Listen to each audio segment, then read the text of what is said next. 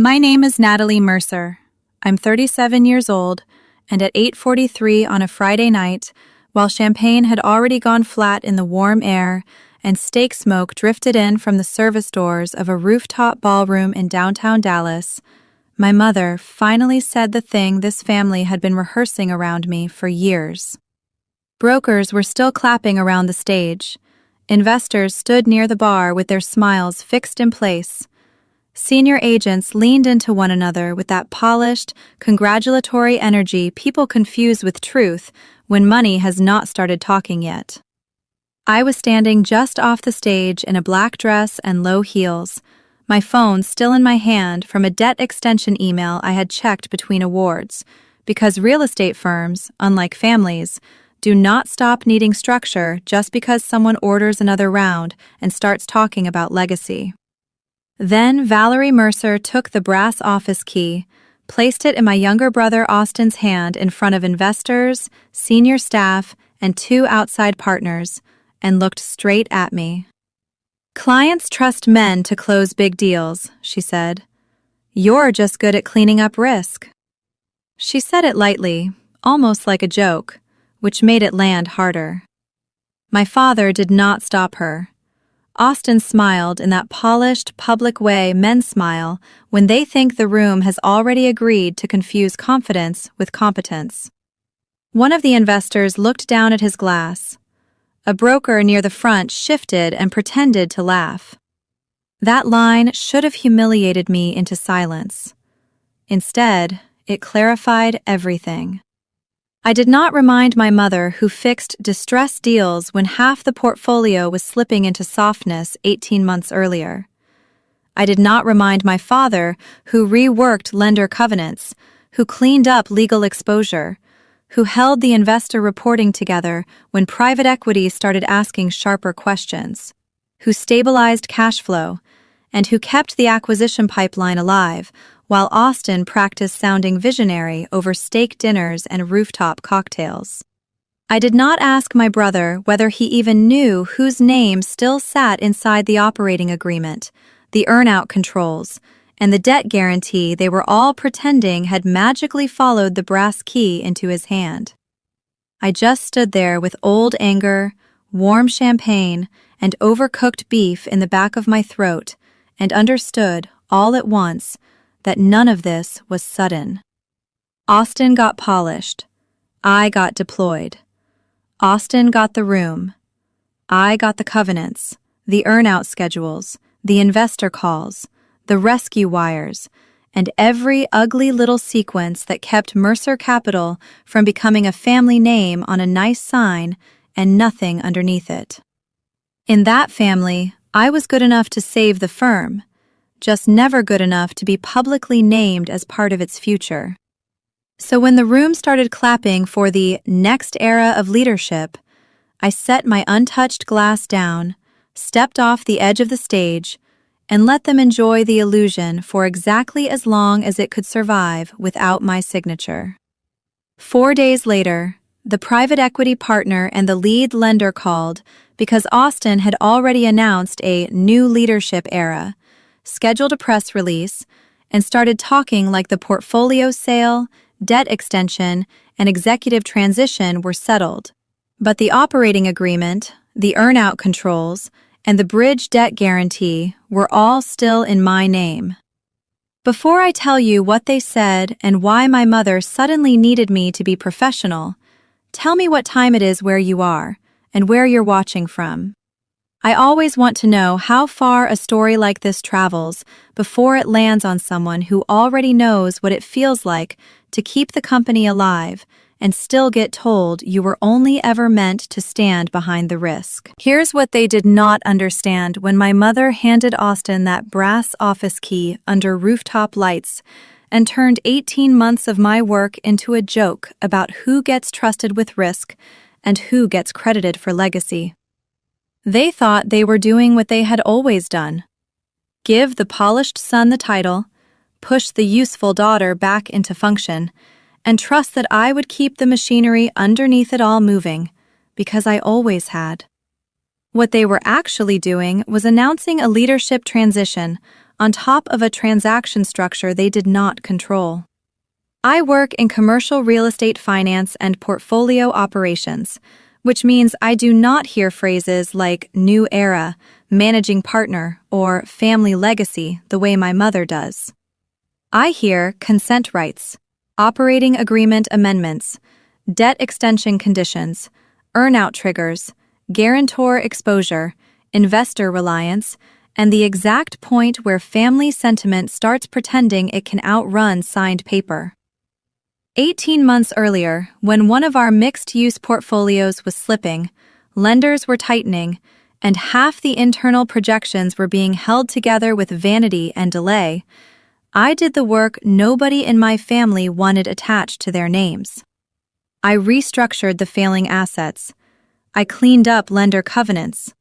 I rebuilt investor reporting so the private equity group would stop looking at us like an inherited mess in a tailored suit. I used outside relationships and my own credibility to keep the debt stack from cracking. And because the firm had finally scared serious people enough to stop trusting last names and start asking for actual control, the rescue came with terms. Protective consent rights in the operating agreement. Earnout controls tied to the pending portfolio sale. Personal guarantor status on the bridge debt that kept the acquisition pipeline alive. None of that photographed well. Austin still got the glossy side of the story, the investor dinners, the development tours, the handshakes, the little mythology about who would someday run the firm.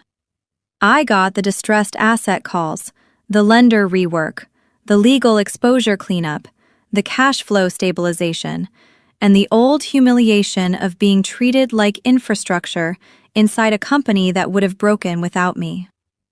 By 6:27 Tuesday morning, 4 days after awards night, I was at my kitchen island with cold coffee beside my laptop, pulling the whole capital chain into one clean folder, because I already knew Friday had not ended at insult.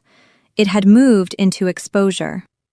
Operating agreement amendments first, with my consent rights sitting exactly where they had always sat. Then the signed guarantee documents. Then the debt extension emails, the earnout schedule drafts, the investor reporting logs, and the rescue wire transfers from the months my mother now likes to call that difficult period. As if the firm had not been one missed extension away from public embarrassment and one bad quarter away from becoming a case study in inherited arrogance. After that, I opened Valerie's texts, and once I stripped the mother tone off them, they read less like pleas and more like an operating manual for how this family had always used me. Hold the deal together quietly. Don't scare your brother with lender language. This is a family legacy.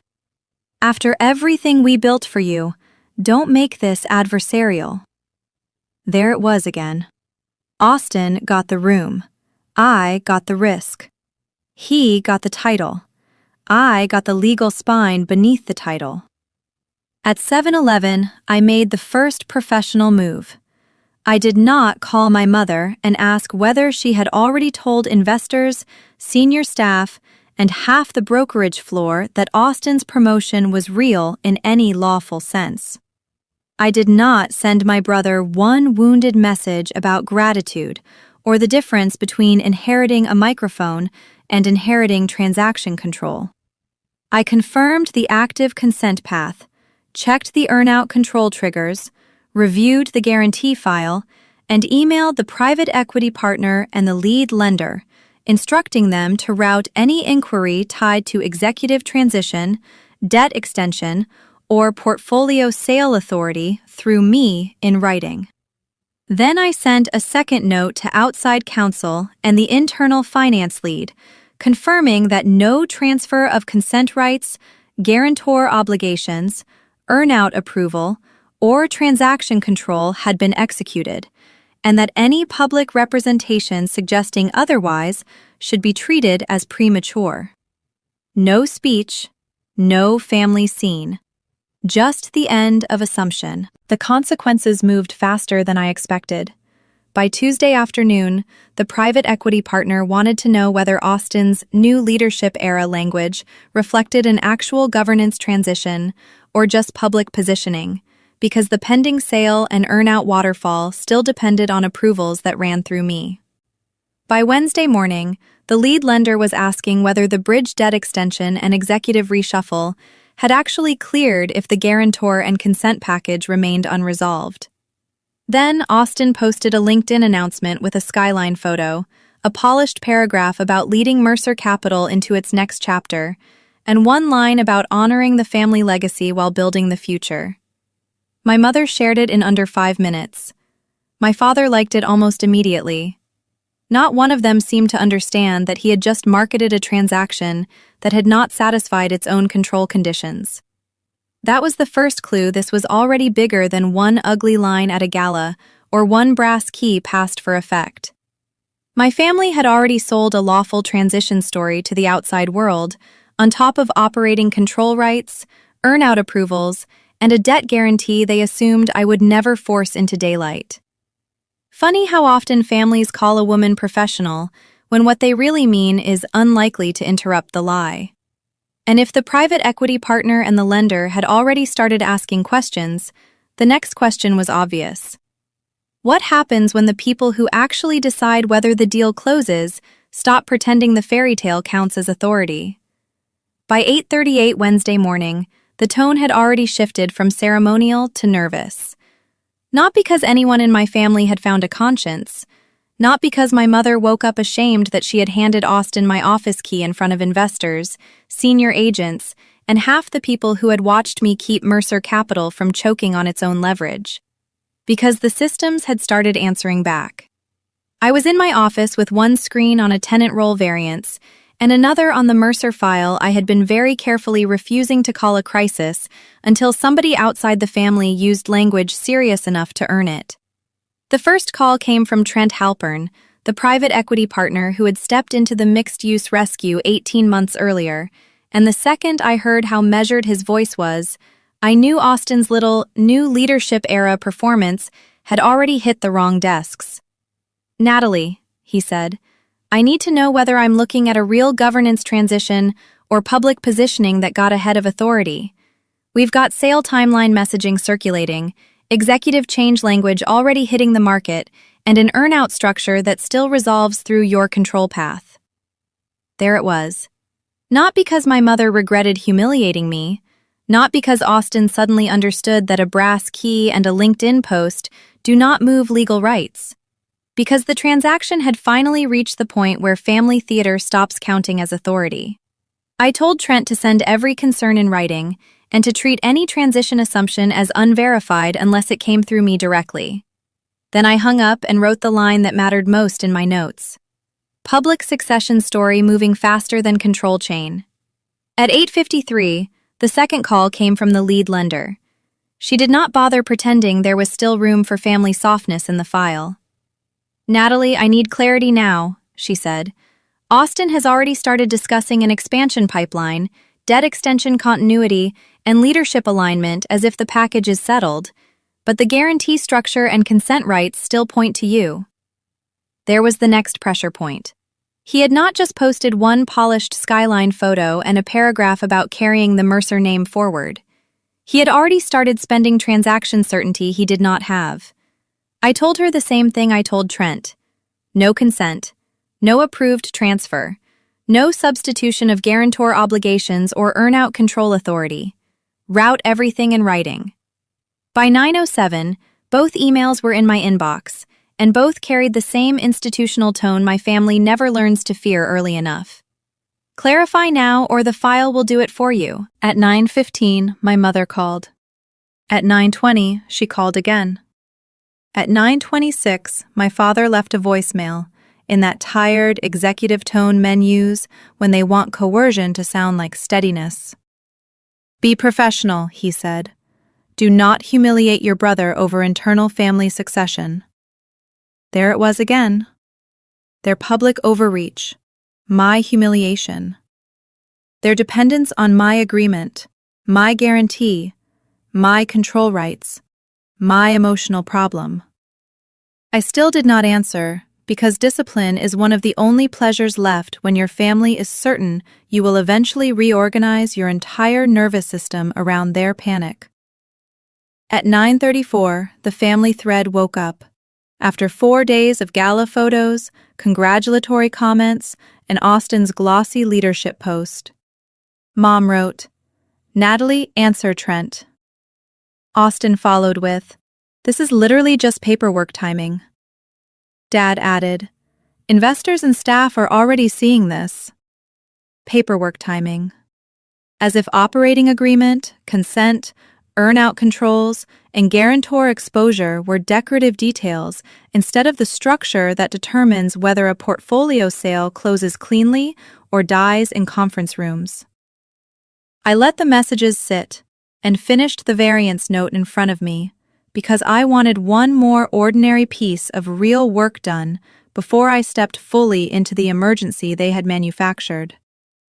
At 9:51, the outside escalation widened. One of our larger limited partners sent a short email asking whether the new leadership era language meant the pending portfolio sale would accelerate, delay, or reset earnout mechanics because the market would price uncertainty faster than our family ever could. There it was. Not because they missed me, not because they were sorry, because real money had started hearing a fake story. 4 minutes later, the firm's outside communications consultant emailed, asking whether the press release Austin had scheduled was cleared to refer to him as managing partner, since capital side approvals appear not to be complete. There it was again. The lie had already drifted past the ballroom and into third-party files. Not because anyone wanted honesty for its own sake, because somebody had started spending my authority in public. At 10:12, my mother finally sent the text that made the whole thing plain enough to stop pretending. "You need to calm down and stop making your brother look illegitimate. Not stop risking the sale. Not stop implying the debt extension was settled when the guarantee package was not. Not stop confusing applause with lawful control. Just stop making Austin look illegitimate." There it was. The whole Mercer family structure in one sentence. Austin gets legitimacy by announcement. I get responsibility by default. He gets the title. I get the liability, and the blame if the story breaks. I wrote that line into the chronology too, because sometimes the truest thing people say is the one they think sounds reasonable. At 10:37, Austin called, and I answered because I wanted his panic before my mother translated it into something softer. He did not say hello. "What exactly are you doing?" he asked. "Trent is acting like the sale isn't clean. The lender is asking whether I can even speak for the debt package, and the comms team is suddenly frozen." I looked at the operating agreement amendments on one screen, the signed guarantee documents on another, and the 18 months of restructuring work that had kept the portfolio from becoming a public embarrassment while he practiced sounding visionary in client dinners and rooftop speeches. "You announced authority before the chain changed," I said. "That is not my work." He exhaled sharply. "So, you're really going to freeze the whole firm over a family disagreement?" There was the inversion in its cleanest form. Their lie becomes my freeze. Their assumption becomes my cruelty. "No," I said. "The agreements are doing what they're supposed to do." Then I hung up. By 11:03, Trent had sent the formal concern memo. No sale side or earnout side assumptions to be treated as finalized, pending consent clarification under the operating agreement. By 11:14, the lender circulated a caution note stating that no extension comfort, guarantor reliance, or transition-linked assurance should be treated as valid until the control path was resolved. By 11:27, outside counsel had quietly asked whether the board intended to hold an emergency session because Public management language appears to be running ahead of enforceable authority. That question made its way back to me before lunch, not because anybody wanted honesty for its own sake, because once the money gets nervous, even the people inside the building start hearing the floor differently. At 11:49, my mother left the voicemail I had been expecting since Friday. She did not sound maternal.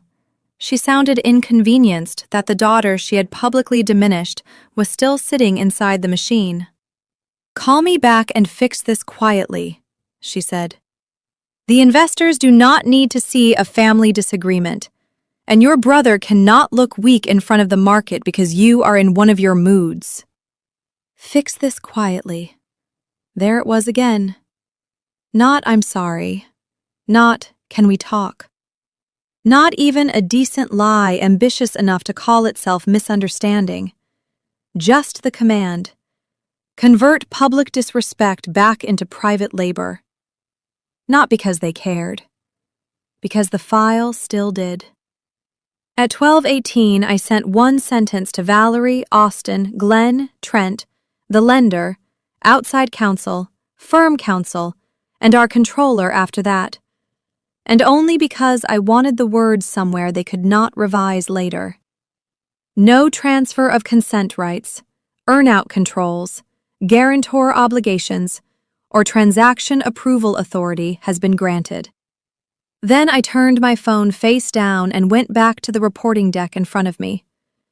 Because if I was going to be accused of humiliating the family, I was at least going to do it after finishing the kind of real work that still kept real deals from falling apart.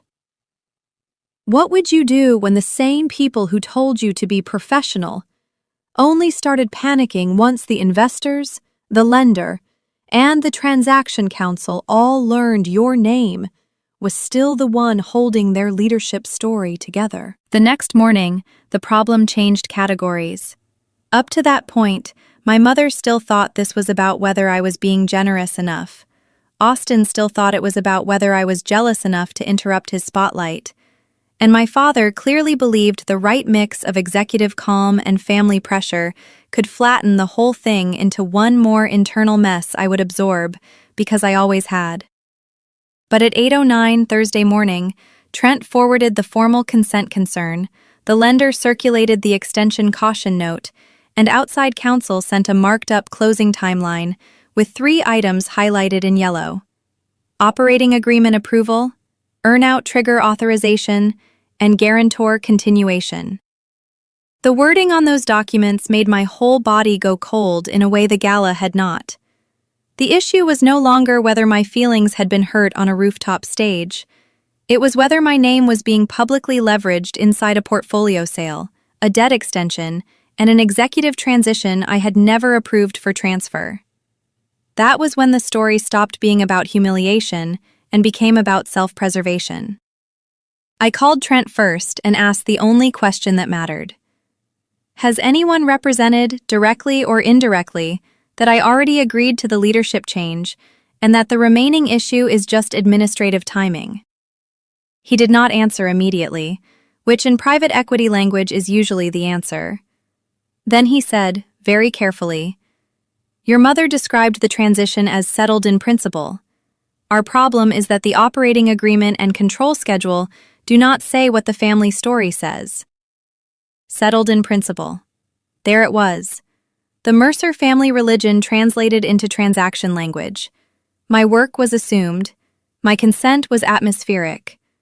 Austin's polished new managing partner fantasy was apparently more real than the control chain I had spent 18 months rebuilding, while the portfolio was bleeding and the lenders were sharpening questions. I thanked Trent, hung up, and opened a new folder on my desktop labeled exactly what the situation had become. Mercer Capital, unauthorized succession assumption, full record. Then I built the path the way I build every file that needs to survive charm, denial, and my mother's soft-voiced revisionism. Operating agreement amendments first, with my protective consent rights sitting exactly where they had always sat. Then the signed guarantee package. Then the debt extension emails, the earnout schedule drafts, the investor reporting logs, the rescue wires, and the archived texts from Valerie that looked almost indecent once I stripped the maternal tone off them. Hold the deal together quietly. Don't scare your brother with lender language. This is a family legacy. After everything we built for you, don't make this adversarial. There it was again. Austin got the room. I got the risk. He got the title. I got the legal spine underneath the title. I thought about being 35 and taking the midnight call when the mixed-use portfolio failed its internal cash sweep, while Austin was at a client dinner talking about long-hold upside. I thought about being 36 and sitting across from Trent with a stack of reworked tenant assumptions, while my father called the whole thing temporary softness. I thought about wiring rescue liquidity into the acquisition pipeline, and then listening to my mother tell one of the brokers that Austin had the instinct to lead when markets get tough. Every time I saved the firm, they called me family. Every time I protected myself, they called me difficult. At 10:14, outside counsel sent the official bridge I needed. If Austin continued presenting himself as managing partner for the purpose of sale messaging, investor confidence, and debt extension continuity, while the protected consent path remained unresolved, then the problem was no longer internal family disrespect. It was active misrepresentation tied to transaction closing, earnout economics, and lender reliance. That moved the whole story out of the realm of sibling injury and into corporate contamination. If the portfolio sale moved, if the press release ran, if investors priced the transition, or if the lender extended debt in reliance on a public authority story the operating agreement did not support, then my family was not just erasing me. They were trying to spend my credibility after publicly downgrading it. That is how women like me get used inside family firms. First, we save the structure. Then we get told the name is the real inheritance. At 10:47, my mother called from the executive suite line, which meant she was done pretending to sound wounded and ready to sound managerial. I answered because by then I wanted her plain voice, not the mother voice she uses when she wants access to sound like loyalty. "This has gone far enough," she said. "No hello, no Natalie. The investors are asking questions, the lender is getting dramatic, and you are not going to turn your brother's leadership into a legal spectacle because you are in one of your moods." I asked, "Did you tell them I had already agreed?" Silence. Then, "I told them the family had this handled." I wrote that down too. Because it was not just dishonest, it was revealing. My mother had never believed my authority was real authority. She believed it was back-office labor with signatures attached, the kind that should dissolve the second the son she preferred needed the title. "No," I told her. "What you want is not professionalism. It's retroactive permission." She went sharp immediately. "After everything we built for you, you owe your brother a clean transition." Oh, there it was again. Debt. The debt I was apparently supposed to keep paying because I knew how to keep distressed assets from blowing up, while everyone else practiced saying legacy into a microphone. "What I owe," I said, "is accuracy to every agreement carrying my name." Then I ended the call and sent one written instruction to Trent, the lender, outside counsel, firm counsel, the controller, Glenn, Valerie, and Austin, confirming that no transfer of consent rights, earnout controls, guarantor obligations, or transaction approval authority had been granted, and that any contrary representation should be treated as unauthorized. At 11:18, Austin texted, "Mom says you're doing this because no one ever wanted you as the face of the firm." I read it once and filed it, because by then I could finally name the relationship accurately enough to stop bleeding inside it. This was not family strain, not succession, not legacy. It was access dressed up as leadership. Not love, not stewardship. Extraction in Italian tailoring. And once I understood that cleanly enough, the next part became obvious. The first time he stood in front of the brokers, the investors, the partners, and the staff at that new leadership town hall, without the deal behind him, the whole room was going to hear what authority actually sounds like when it freezes. Austin's company-wide leadership town hall started Thursday at 3 p.m., and I walked onto the headquarters floor at 3:18 because timing matters when people are still relaxed enough inside their own lie to keep performing it. The place had been staged for inevitability. A polished acrylic sign near reception read, "Mercer Capital, New Era, New Vision."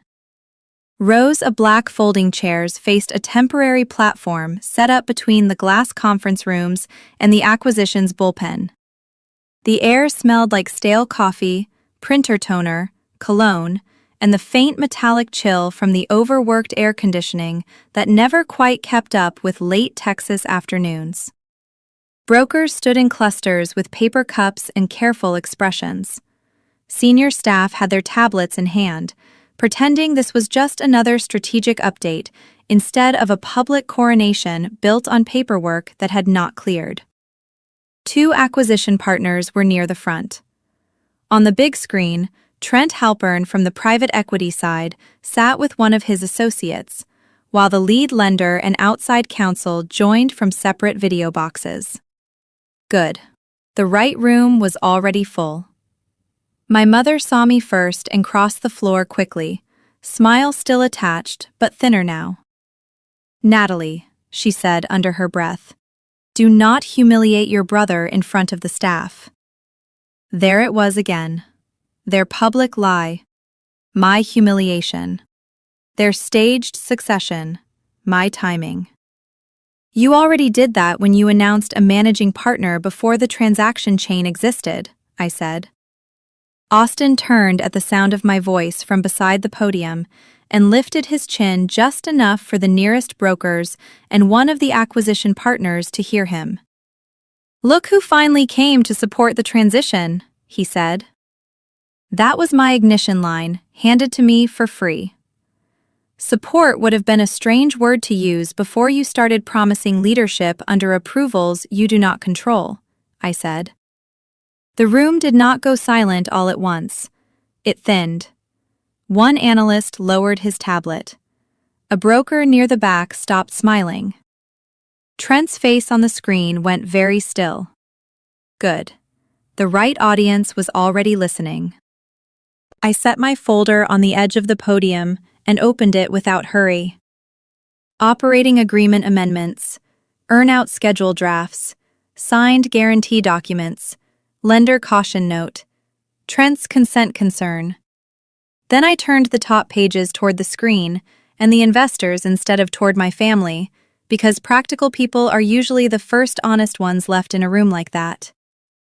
Before anyone here keeps speaking as though Austin Mercer is already the lawful executive authority for the portfolio sale, debt extension, or leadership transition, I said, the protective consent rights, earnout controls, and debt guarantee keeping this structure alive are all still in my name, and no transfer has been approved.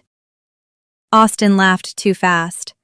"Oh, come on," he said into the mic, trying for charm and landing in panic. "We're not doing this here."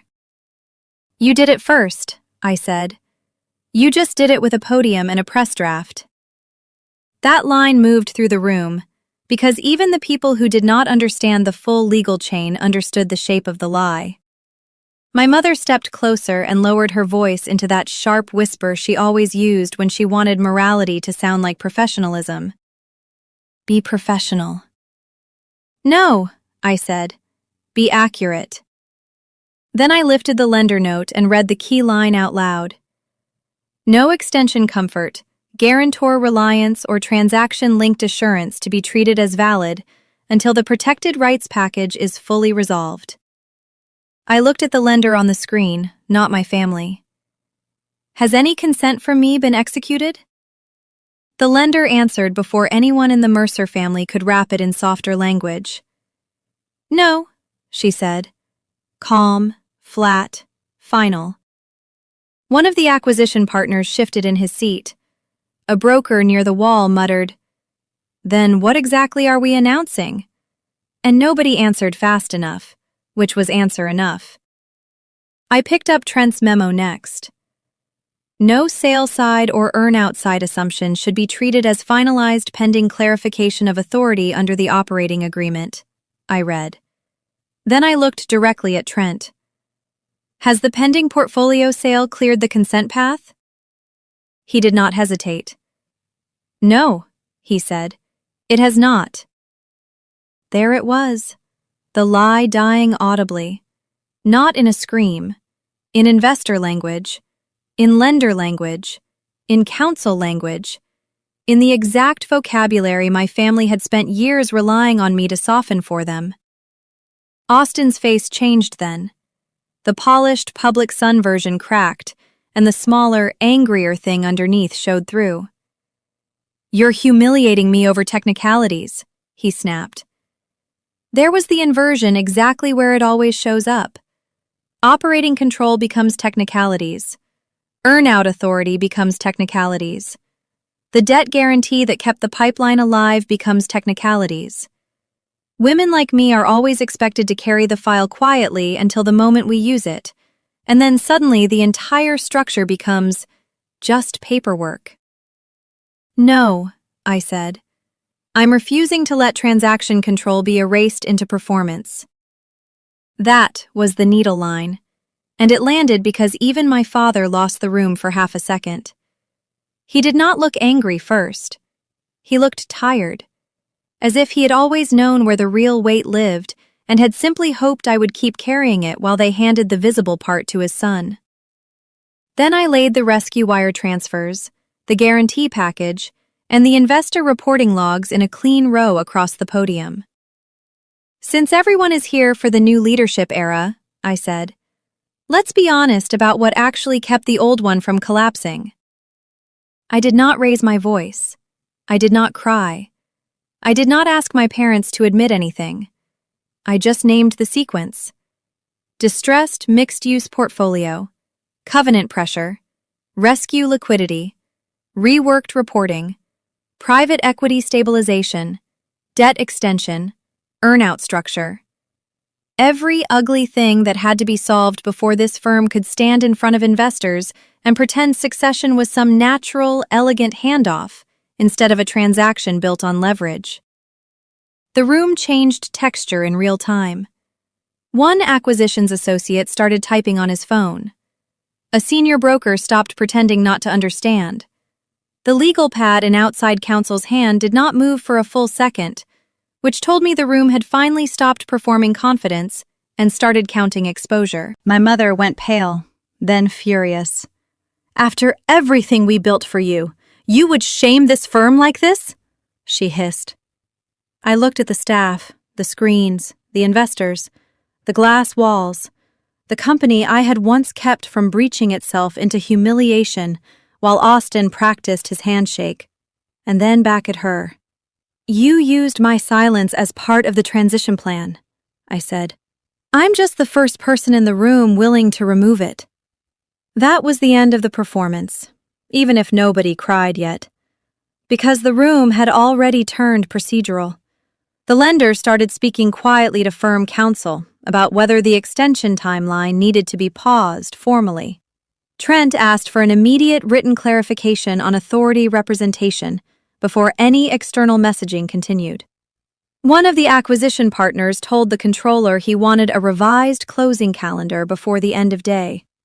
Even the junior brokers at the back understood enough by then to stop looking at Austin and start looking at the documents.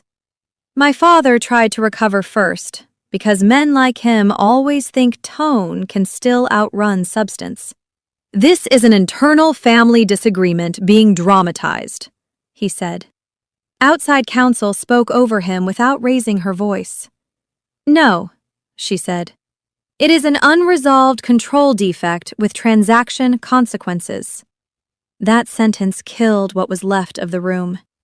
Because once counsel says it cleanly, everybody else stops pretending the family version still matters.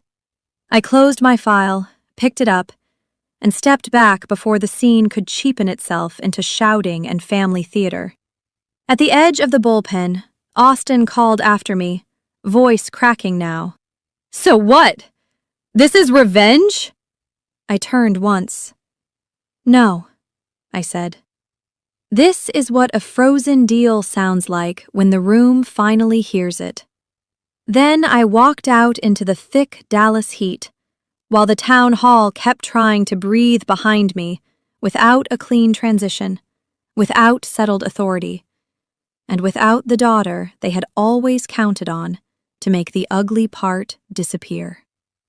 Public exposure did not make me feel powerful. It did not send me home glowing with justice, or standing barefoot in my kitchen replaying Austin's face with anything that looked like peace. It made me feel wired, sick, and so awake at 2:11 a.m. that I was sitting at my dining table with one lamp on, my heels still under the chair, and a yellow legal pad in front of me, with 3 words written across the top, hard enough to dent the page beneath them. Consent, guarantee, control. That is the part people usually lie about when they tell stories like this badly. They pretend truth feels cleansing the second it is spoken. It doesn't. Not when your nervous system was trained for years to believe your value lived and how quietly you could absorb the risk before anyone else had to feel it. By Friday morning, the tactics shift had already started. My mother texted first, saying the staff were unsettled, the investors were hearing the wrong version, and I had embarrassed the firm in front of people who never should have been invited into private family succession issues. My father followed with the practical version, saying the town hall had spooked the lender. The private equity side was now needlessly formal, and I had turned one internal leadership transition into a spectacle. Austin's messages were uglier because favored sons always reach for moral inversion the second paper stops flattering them. The first said I had always needed control. The second said I could never let him have one room without poisoning it. The third said I was willing to damage the whole firm just to prove a point. The fourth was the truest without meaning to be. You could have let me step in first and sorted the details later. There it was again. The whole Mercer theology in one sentence. Let the polished son have the title. Let the practical daughter have the burden. Let me carry the operating agreement, the earnout controls, the guarantee, the rescue liquidity, the ugly lender work, and then call me cruel the second I refuse to disappear behind it. What unsettled me most was not what they said. It was the old conditioned part of me that still wanted permission. Permission to stop rescuing. Permission to stop cushioning. Permission to stop translating Valerie's panic into structure just because I knew how. So instead of answering anyone, I did what my family has always hated most. I took the pattern somewhere honest. My therapist, Elise Morton, has an office above a tax practice in Uptown that smells faintly like cedar and old printer heat, and by Friday afternoon I was sitting across from her with my blazer still on, because I knew if I got comfortable first, I would start minimizing. I gave her the facts in order, because order is the only form my mind trusts when family starts lying. The awards night, the brass key, my mother's line, Trent's call, the lender note, the town hall, the frozen sail path, the investors. My mother calling all of it humiliation when what she meant was interruption. Elise let me finish, then asked the one question that changed the category of the whole story. When did your family first teach you that competence was the price of being kept close? I looked at the edge of her rug for a long time, because I already knew the answer and because saying it out loud would make it harder to romanticize later. I was 25 when I cleaned up a distressed retail strip disposition my father had mishandled and got praised for being the steady one. I was 31 when I rewired a lender reporting package over a holiday weekend, while Austin was at a client golf trip, and my mother later said he had the instinct for leadership. I was 36 when I held the mixed-use rescue together with my own credibility and my own relationships, and still got introduced at investor dinners like I was support staff with better instincts. Elise did not tell me to forgive them. She asked the better question. How long have you been calling extraction loyalty? That one stayed in my ribs. I went home and wrote the pattern down the way I would write any transaction chronology that needed to survive scrutiny. Austin gets introduced. Valerie blesses it. Glenn legitimizes it. I stabilize it. They inherit the clean version. I carry the dirty one. Once it was on paper, the guilt lost some of its holiness.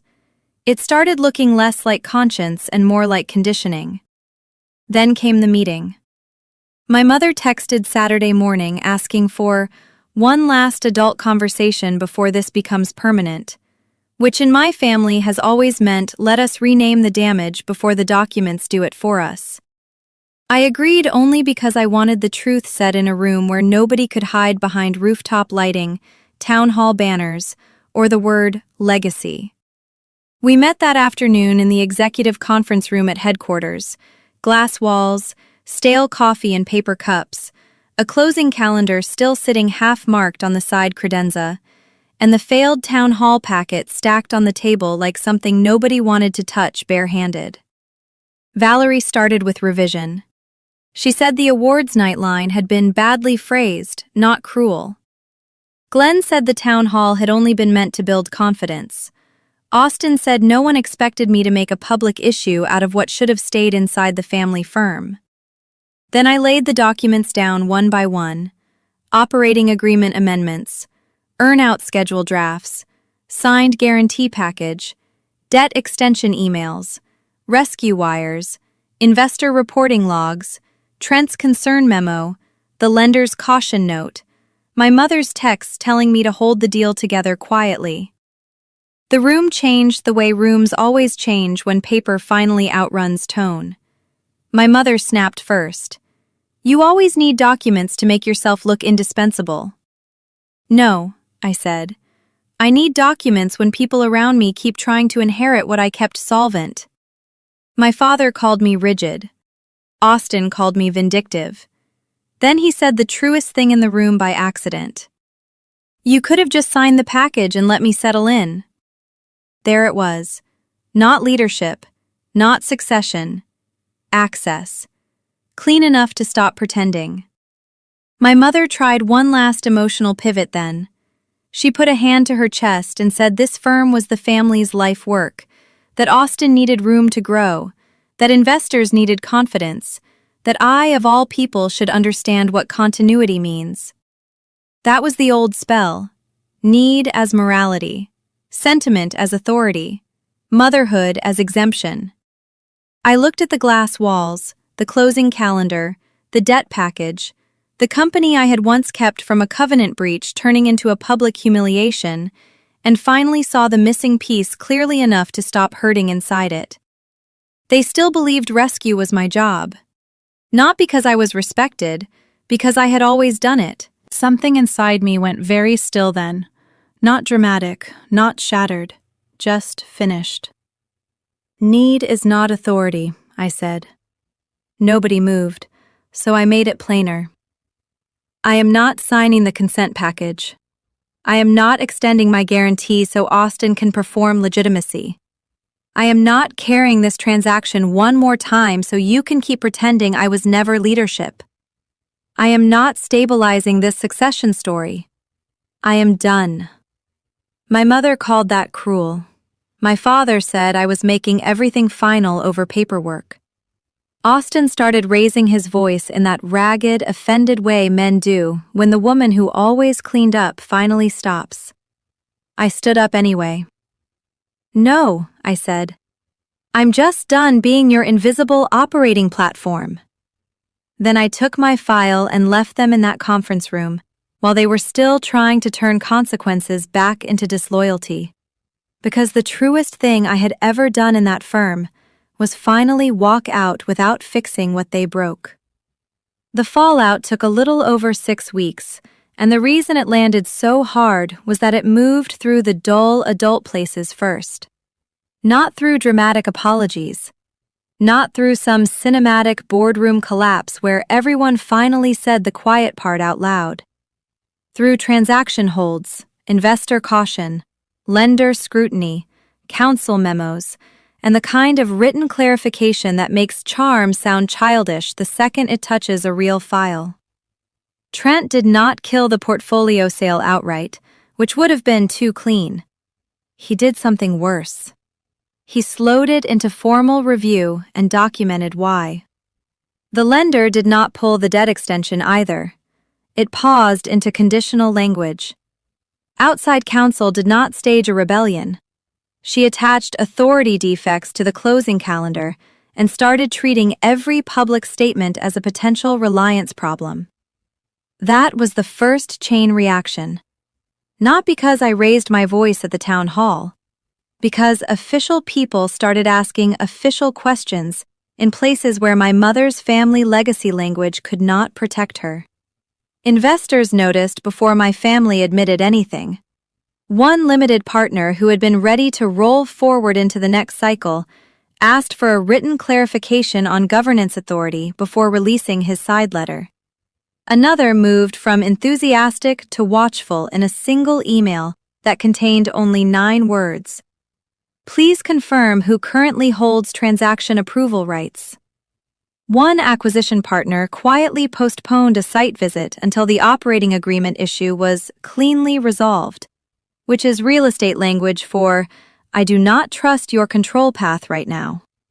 Inside the firm, the story got smaller and uglier. The press release Austin had lined up never ran. The internal draft calling him managing partner was revised, then buried. Analysts started forwarding transition questions to legal instead of to him. The receptionist stopped saying Austin's office and went back to the corner office upstairs. That was what changed the weather in the building. Not my anger. The absence of my invisibility. Austin's LinkedIn post changed within days. No more clean first-line authority language. No more certainty around leadership transition. Suddenly, it was all about being honored to help shape the next chapter, which is corporate language for I announced myself into a role the paperwork would not carry. My mother hated that part most. Not that the deal had slowed, not that the investors had become formal, that outsiders had started asking the exact questions I had been answering alone for 18 months. She tried every register she still had left. First bitter, then wounded, then soft and mean at the same time, which was always her strongest one. You are punishing the whole firm now, she said in one voicemail.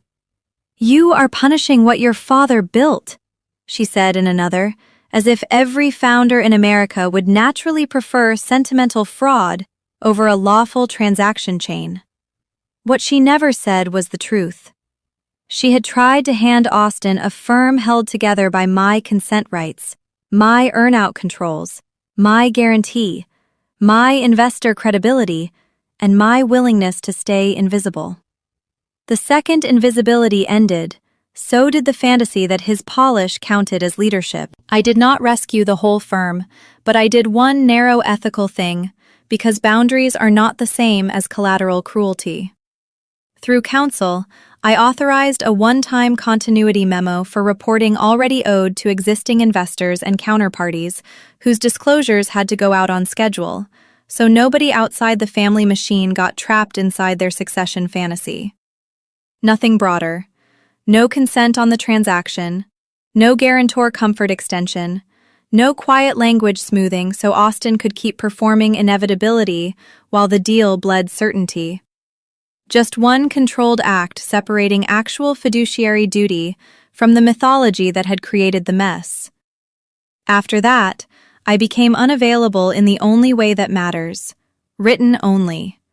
Every investor question through Counsel, every lender question through Counsel, every Can we just handle this like family, ignored, unless it came attached to an actual document and an actual closing issue? About a month after the town hall, Trent requested a formal declaration confirming that no consent under the operating agreement, no earnout authorization, and no guarantor side approval had been granted by me, and that any contrary public representation had been made without my consent. The lead lender wanted matching written confirmation for the extension file.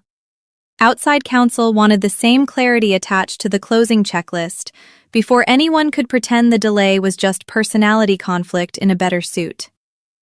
I reviewed all three, corrected one date on Austin's public announcement timeline, tightened one sentence about the guarantee path, and signed them that same afternoon. No embellishment, no revenge speech, no daughterly heartbreak hidden inside transaction language, just a clean record. That was more devastating than any scream I could have made on the rooftop, because once the facts were fixed in the sale file, the lender file, and the operating agreement record, my mother could no longer keep narrating me into the role of bitter older sister instead of the woman who had quietly kept Mercer Capital from blowing a covenant, losing investor trust, and collapsing under its own vanity. Facts do not care who held the brass key. They only care who signed, who guaranteed, who controlled, and who lied. A month later, my mother asked to meet, and I almost said no because by then I understood something I had spent most of my adult life trying not to understand. Closure is not the same thing as restored access, and access is not the same thing as love. Still, I agreed to one final meeting because I wanted the truth said in a room where nobody could soften it back into firm language. We met at 4:36 on a Thursday in outside counsel's conference room, late Dallas light flattening against the blinds, stale coffee cooling untouched near the side credenza, and the kind of dry office air that makes every sentence sound more official than the speaker intended. Valerie arrived first in one of her pale wrap blouses, the kind she wore when she wanted to look maternal, burdened, and morally blameless all at once. Glenn came in next with the posture of a man who had spent years standing beside the wrong decisions and still hoped that counted as steadiness. Austin came last. No rooftop confidence now, no town hall certainty, no brass key in his hand. Just a man who had finally learned that being announced as managing partner is not the same thing as controlling a transaction. My mother opened exactly the way I knew she would. Not with apology, with hardship. "This has been devastating for the family and the firm," she said. There it was, the old rearrangement. Blur the damage, make it communal, make it sound like weather so nobody has to name where it began. I let the silence sit there long enough to become useful, then I gave her the cleanest sentence I had. "You handed Austin a firm identity built on my consent rights, my earnout controls, my debt guarantee, and my labor, then expected me to keep it all alive after telling me clients trust men, and I was only good at cleaning up risk." My mother cried after that, and maybe the tears were real. They usually are by the time consequence finally reaches people who thought sentiment counted as structure. But tears are weather, not proof, and I had finally learned not to confuse visible pain with accountability. My father tried next, because men like him always step in after the first softness fails. "We were trying to protect the future of the firm," he said. "That's all this ever was." I looked at him and felt nothing but accuracy. "No," I said. "That's what you told yourselves. What it actually was another leadership fantasy built on the assumption that I would absorb the risk and disappear behind it." Austin spoke then, and the saddest part was that he still sounded more offended than ashamed. "Mom said you'd calm down once the town hall was over," he said. "I thought the legal side would work itself out." There it was, the whole Mercer structure in one sentence. He got the title. I got the conditions. He got the room. I got the guarantee, the consent path, the earnout control, the lender scrutiny, and the part nobody wanted to romanticize while it was saving them. That was always the luxury you were given, I told him. Other people were assigned the seriousness for you. My mother asked the fantasy question after that, the one families like mine always ask once the useful daughter is still physically in the room, but no longer psychologically available on command. "Is there any way to fix this?" she said. That line might once have worked on me because I used to hear vague pain and immediately start converting it into labor. A signature, a softened consequence, a quiet rescue. A way to keep everyone from having to feel the full shape of what they did. But by then I knew the difference between being needed and being loved, and they are not interchangeable, no matter how many mothers cry when the file stops protecting them. "You can't fix this with emotion," I said. "You can only deal with it through terms." Then I told them what accountability actually meant. Not tears in a conference room after the public story had already failed. Not calling me family now that the investors, the lender, and outside counsel had all stopped cooperating. Accountability is changed behavior that costs you something. Accountability is telling the truth before the deal forces it. Accountability is admitting out loud that you used one child as infrastructure while polishing the other for succession. Valerie flinched at that, because it was the first sentence in the room she could not decorate. Glenn asked if everything now had to become transactional. "It always was," I said. I was just the only one telling the truth about it. 3 weeks later, the buyout closed. Attorney negotiated. Clean. Expensive. Not because I wanted to bleed Mercer Capital dry, but because for the first time in Mercer family history, my labor, my credibility, my transaction control, and my guarantee exposure were priced like they had always mattered. I resigned that same afternoon. No farewell champagne, no staged memo about honoring legacy, no smiling photo beside Austin so the firm could pretend the transition had been noble.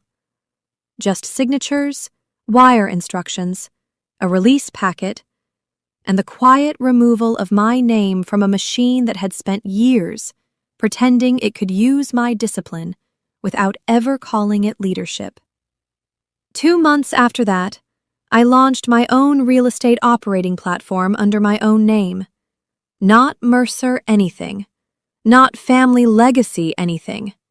Just mine. Portfolio stabilization, distressed asset repositioning, capital stack repair, operating cleanup, transaction execution. The exact work I had been doing for my family for years, while they called it support instead of skill. The first deals came faster than I expected. One from a lender referral, one from an investor who had watched me keep the mixed-use rescue alive while everyone else performed confidence around it. One from a developer whose CFO said, very simply, "You were the only one in that room who understood where the risk actually lived." That sentence felt better than the applause at awards night ever could have. Then my attorney sent the final written notice. Clean, narrow, non-negotiable.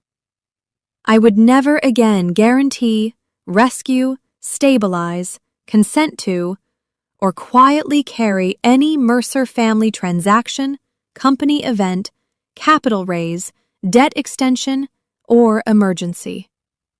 No more off-record rescue. No more be professional. No more legacy language used as a solvent for legal reality. I approved the letter without changing a word. That was the deeper revenge. Not that Austin's managing partner fantasy had to survive its own paperwork. Not that my mother had to watch the transition story shrink under frozen approvals, investor caution, and lender scrutiny. Not even that my father finally had to learn the difference between carrying the Mercer name and carrying the risk. The deeper revenge was this. I was no longer available for the role they had written for me. I was not the back office, not the guarantee, not the daughter who kept the firm breathing while someone else got introduced as the future. They did not miss me as family. They missed the function. Too many families call that legacy because admitting the difference would force them to look at what they built. So tell me honestly, if your family only remembered your value when the operating agreement, the earnout, or the debt guarantee were at risk, would you ever let them back in once you finally put your own name on the door? And what would have been your breaking point? The brass key on awards night? The frozen transaction? The fake town hall? Or the moment you realized they never really meant legacy in a way that included your dignity?